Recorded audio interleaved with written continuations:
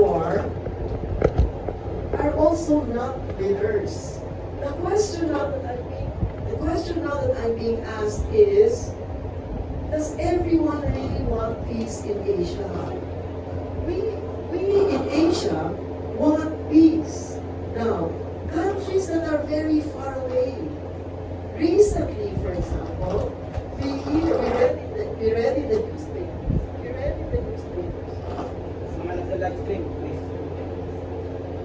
in the newspapers that the Philippines is going to purchase 20 fighter jets, F-16 jets, right? These are, I think, obsolete jets. Where are you going to run them? Are there enough parts? Spare parts? Where are you going to run them? You're up against drones. Drone carrying bombs. Parang piloto mamamatay. Pagka sila pumunta rito. So in our case, we have access to social media, to the internet. We see what it's like in Gaza. We see what it's like in Ukraine. The Ukrainians were counting on the help of a country many thousands of miles away. And what did it get them? 1.5 almost million dead Ukrainians. Gaza, so many thousand miles away. Support is going to the obliteration, annihilation, and this genocide that's happening in Gaza. So when you say, do we want peace?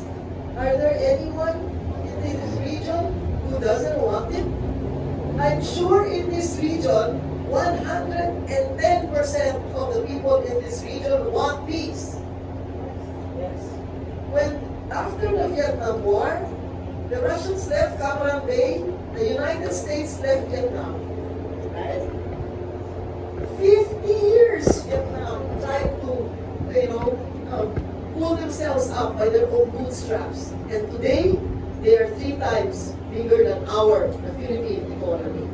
China could have overrun Vietnam at the time when they had almost 3 million dead. Because they are only divided by a road. Maybe divided by some trees. Did China do that? No. That is where my confidence comes from. China, I don't think, took Myanmar or took Cambodia or took Vietnam at the time when they were most vulnerable. And they could not come to any other country in the world for help. They only had themselves to help. And yet, they have now overtaken the Philippines. So, we in Asia, according to some scientists, geopolitical authorities, our economy is now 3 or 4 times the size of Europe. Why do we want to destroy that? When China was poor, we were all poor. When China boomed, nagdala tayo dun sa boom. We were part of that entire growth. So why do you want to destroy that? I don't see it. I want that growth for my grandchildren. Everything that we've saved for, we've inherited, we've worked for, will go down the drain. Why? Only because there are certain entities who want to make money on war. Why should we make ourselves that platform for people to make money on war? So when we decide to talk to each other, sit across the table, and when we send people to talk, they must be people who are knowledgeable about history, knowledgeable about the culture of both countries, what affects us, what is important to us, and what we had gone through. What we had gone through. If we forget what we had gone through in the last century, maybe China has not forgotten what they had gone through in the last century. And we have to respect that. Right? Then we can start sitting down. Because there is mutual respect, there is mutual understanding, everything's on the table. And don't kid yourselves that you want everything settled right now. There's no way to do it. Even bombs will not settle that. You cannot force the issue. Let's discuss it. Tapusin na natin ngayon para wala nang gulo. No, that won't happen. If it takes 200 years, at least Even our grandchildren will not live 200 years. But at least in their lifetime, no conflict and no war. Lahat yung gusto mag-gera, girahin nyo sa sarili nyong bansa. Huwag kayo dito magkalap ng gera.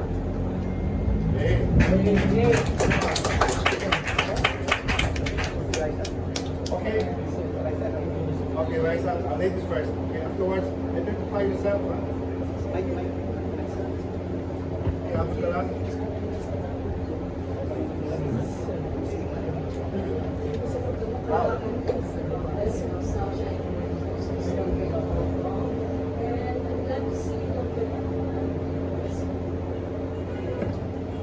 Shows that they're very open. My question, I'm Senador. For Professor, for the Chinese candidates. Now, with the feud between Trump, with the feud between the US and China, the tariffs, no? How does that affect China's strategy towards ASEAN and towards the South China Sea conflict? That's one of my questions. The second is that there seems, there was a meeting recently between the Malaysian ambassador, the Philippine ambassador, and the Chinese. I'd like to know, and they talked about the code of conduct. How possible is it that under Malaysia's chairmanship, the code of conduct will actually come true? Because it didn't come true during the Dennis time, and that was the best time that they could have been a code of conduct. I remember what Colonel Powell said during the South China Sea Forum, where Professor Hugo was, that he doesn't think there will ever be a code of conduct.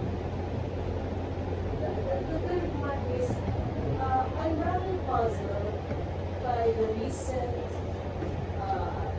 entries of the research vessels, the Chinese research vessels, just a few kilometers away from what we really know as the Philippine islands.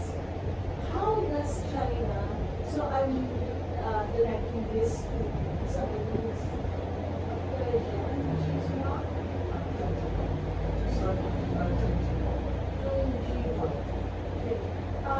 how does China justify the research ships going so very near, just a few kilometers from Camotes Island? What is the basis for that?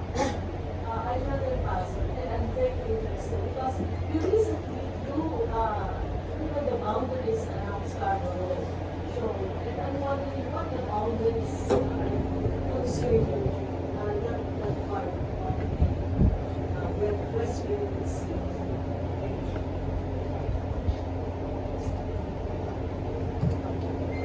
Thank you for your question. I will try my best to answer the question and our pointers with some information. As the China's strategy towards Southeast Asia, I think since the end of the Cold War, I think China emphasized the neighborhood and the relationship between China and the ASEAN states. I think our policy are very clear and very consistent. We grow ASEAN to play an important role to regional cooperation and the regional development. So China is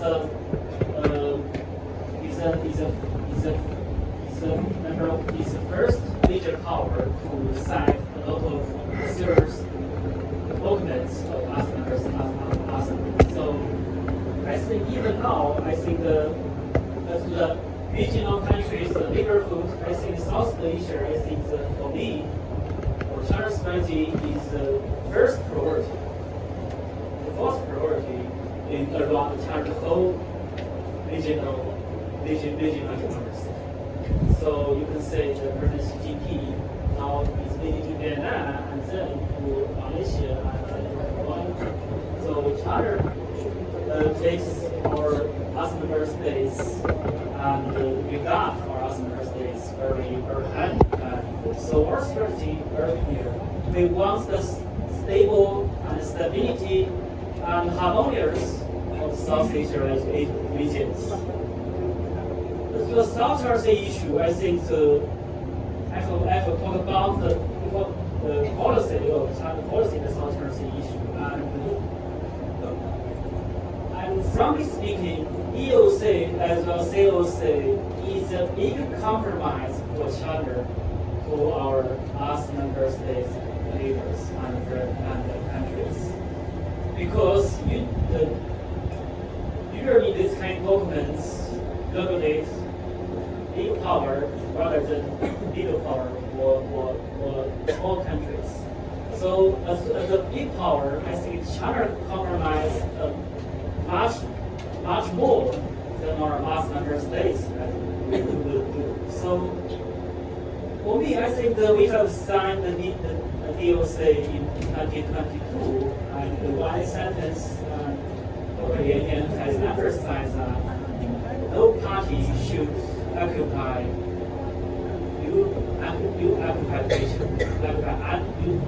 unoccupied features anymore. So far, so good.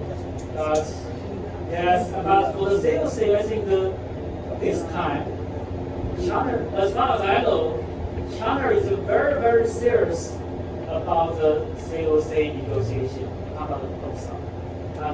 Earlier I mentioned China government and China officers has expressed the sincerity to conclude the document, final document, not next year. So I want to suggest, and I suggest for our ASEAN member states that this is most, I think this is a big opportunities for the conclusion of the COC. Maybe this is only last chance to come to this document.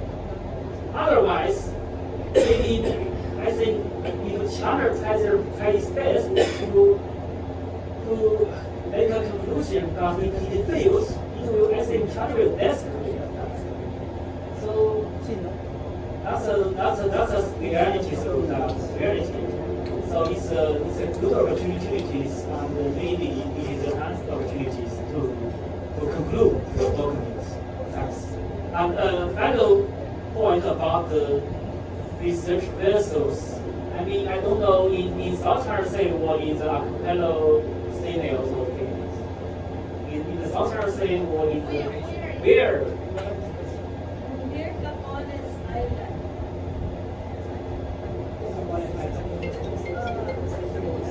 I think it's not in the South China Sea. Near Palawan. Okay.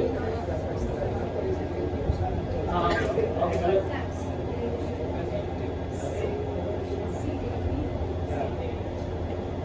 I see.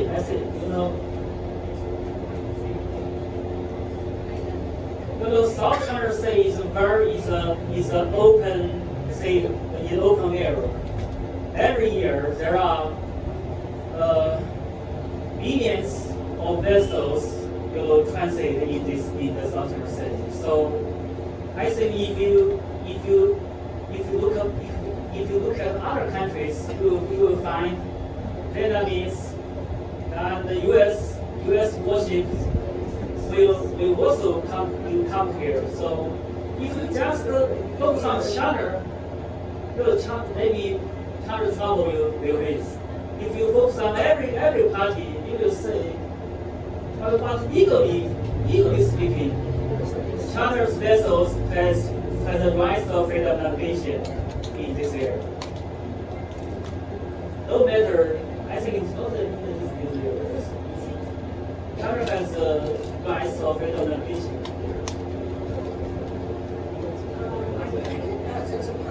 The first question regarding Trump administration's policy and its impact on the Asia-Pacific region, and especially the Philippines and China.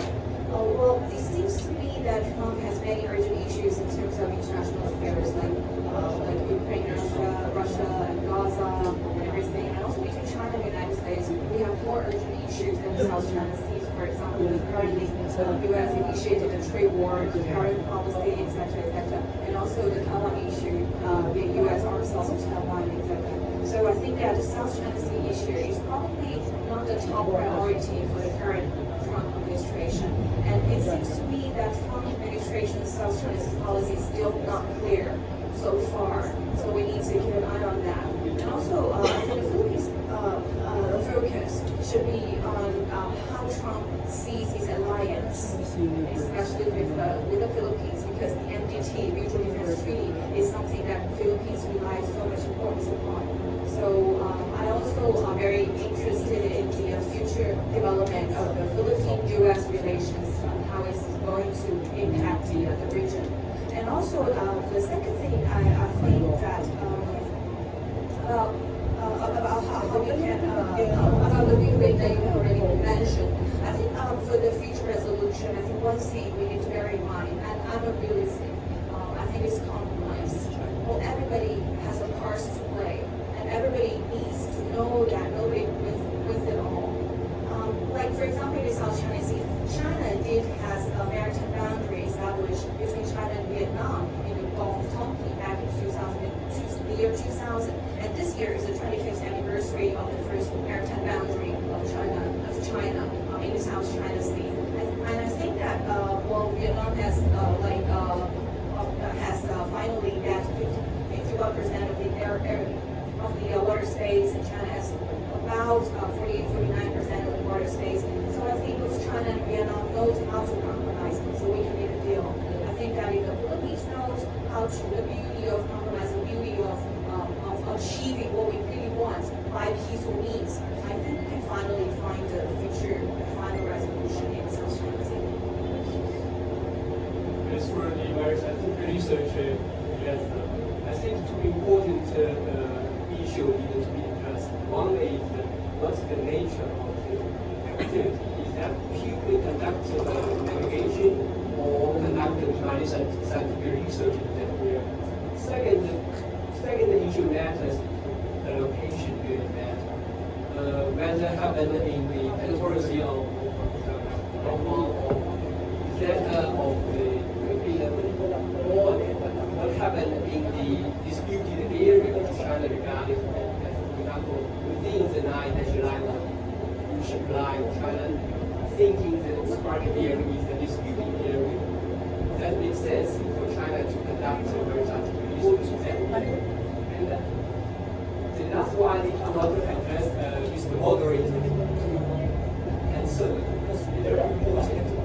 You mentioned we need a third party. Second of all, Philippines don't want to be bullied by the Chinese, by anyone else. First, we need a third party. If the third party is impartial, I think that makes sense. If the third party is taking side or not being partial, for example, like Japan, I take Japan as an example. Japan look at Hiroshima, which is only 2 king-sized bed. But based on Hiroshima, Japan claims more than 400,000 kilometers, more than square kilometers, more than its the whole territory and the territory of Japan. And besides that, Japan even claim, based on Hiroshima, claim to extended continental shelf of Hiroshima. That's double standard. Japan think China should obey the arbitral award because Itaba, which is 10,000 miles bigger than Hiroshima, but Itaba only can generate 12.9 EZ. But look at Hiroshima, what's kind of attitude of Japanese government, Japanese government, and also we can look at the United States. For example, Kingman United States based on Kingman which only had 0.0123 speculated by. Oh, each alpha is 45 times bigger than King and 3. Seem United States claim more than claim 200 miles based on that small reef. So it's purely double standard. How can we trust those kind of third party? Second, regarding to the bullying question, I think nobody, no country, China suffered century humiliation since 1840s. So do you think Russia, America can understand your condition better than China? I don't think so. If Russia or United States territorial dispute regarding second Thomas show, regarding the mischief reef, I don't think this kind of so-called bullying can happen. Can you imagine second Thomas show be occupied by broken Philippines neighbor since 1995? It's more than 30 years. If it is Russia, United States, simply very simple question, very simple. China to resolve this kind of problem. So yeah, I just my point. Thank you, thank you. Next question. Thank you, Madam former Senator, just with very nice remarks, and also convey from still, my name is Eric. I'm from China Human University. I have been here for more than half a year. I always had a confusion when I come here in Manila. The people administration supposed to elect by people to serve the people's major purpose. But according to various public opinion survey, the priority, the top percent for the public here is always poverty, job, housing, infrastructure, technology, innovation. But why, when I look at everything newspaper, headlines always about charity disputes? You know, there are a lot of potential for our two neighboring countries. So why the administration or the elites, I would say the elites media, care about the concern of the third party instead of their own people? So thank you very much. Thank you, thank you. Very good. Thank you very much. Thank you very much. Thank you very much. That's a very powerful question. As a matter of fact, we would like to see government address the primary concerns of the people first.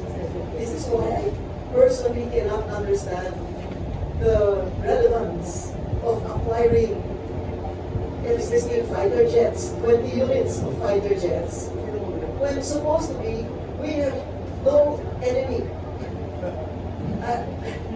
I don't see China as an enemy because historically I do not see China. I don't see China as having enslaved any people or occupied the country so that they could get all the diamonds or gold or silver. You know, I don't see China that way. I see China as a neighbor that thrives on the progress of the other neighbors. Now, if we are going to help ourselves out, 350 billion pesos for jets would go a long, long, long way. Housing our people, taking care of the people's health, our food situation, prices of commodities, you know, many others. We have a whole list. Those are the priorities of the people. So it is very sad that this thing is happening, that the front pages will occupy, you know, the South China Sea issue occupies all the front pages. Now, earlier I wanted to say that if we are going to allocate meager resources for war, we will do our people a favor by allocating meager resources for peace. That's one. Secondly, I think that we are so concerned about research ships that are somehow coming close to our territory. I don't know how many people a research ship can kill. But we are not asking the question. Other countries or another country already has missiles, bombs, launchers, destroyers, submarines all over our area. Even if they are 1 mile outside of our economic zone, 1 mile outside of our territorial waters, anything blows up, we're included in that. Because we're archipelago, small islands. We're not a big continent, you know. So I think we should be more objective. Being xenophobic, as they call it, xenophobia, is very, very dangerous. Let me remind you, in the United States, a woman was pushed into the subway railroad tracks in New York because she looked Chinese. But she's a Filipina. One Filipina died because rabble-rousers raised this anti-China. You know, I remember Trump calls the COVID-19 as a kung flu from the president of the most powerful country in the world. That is also something that I have very difficulty in understanding. Now, if the Philippines can be a broker for peace, a broker so that war does not break out here in ASEAN, in the South China Sea, then I think we're going to be admired and loved and helped by the entire world. You know how ridiculous it is? They want to charge 140% tariff on China goods. You know what will happen to the United States if this happens? And seriously, I think everybody walk around naked. Well, the clothes are made in China. The shoes are made in China. The cell phone, Apple. Oh, it's Apple phone. You see, made in China. Now, if China was no good and America was, why did they not choose to make the Apple phone in America? You see, so I mean, this is a world now. We've entered the area of globalization. We cannot retract from that. We cannot go back from that. Now, in the latest post that my friend posted, AI is no longer artificial intelligence. AI is using cells from the human brain, nerves, using for intelligence here in technology. That's done in Australia now. You can look in your internet. I cannot invent that. Okay? So we're moving progressively forward so fast, and we are so concerned about, you know, some boat here and there. No, the South China Sea is so huge. I tell you, so huge. A friend of mine by the name of Tony Oposa, he's an attorney, a lawyer, has a crusade that he wants the entire country of 110 million, if possible, to sign that we want peace. Peace on earth will happen, peace with the earth. You have to have peace with the earth to have peace on earth. And I think it's a very noble proposal. Let's talk peace and not talk war. As I mentioned earlier, I'm not dreaming in my lifetime, my grandson's lifetime, that this entire thing is going to be settled. It won't be settled. So while we're not settling anything yet, let us develop so our people will grow and prosper and have a meaningful life. China was able to do it. We can follow the things that they did right. Why are their trains running at 350 or more kilometers per hour and we're still riding the tricycle? And the trip to Bicol sometimes can take half a day. Why is that? Why is that? We follow what is right for us, what is good for us. I understand there was a railroad station, a railway station that was constructed in China in 9 hours. Okay, never mind, let's not do 9 hours. Can we just do 9 months? Not 9 hours. 9 months na lang ang ginawa nila. Yun ang kayahin natin. Di ba? I'm not saying let's do 9 hours or 8 hours. No. Let's do 9 months. Because if they're doing 2.5 kilometers a day for their fast train, I want to live in Baguio and work in Manila. for half an hour. It takes me longer to go from Makati to Quezon City, 1 hour and a half. You know? But I want to live in Baguio, and I want to come to work in Manila. And the only way I can do that is if my train is running at 350 kilometers per hour. So this is why I want peace to reign in this country and learn from them. You know, we keep saying, how come China is not building our railroad, but build Jakarta to Bandung? How come China is not here? You want China to help, and at the same time, you stab them in the back. How are you gonna, paano? Kahit kaibigan mo, kahit kapitbahay mo yan, di ba? Gusto mo tumulong sila eh. Eh bakit mo sila, sasaksakin sa lang sa likod? Hindi lang sa likod, pati sa harap. Kaya mahirap tayo bigyan ng tulong sa ganyan.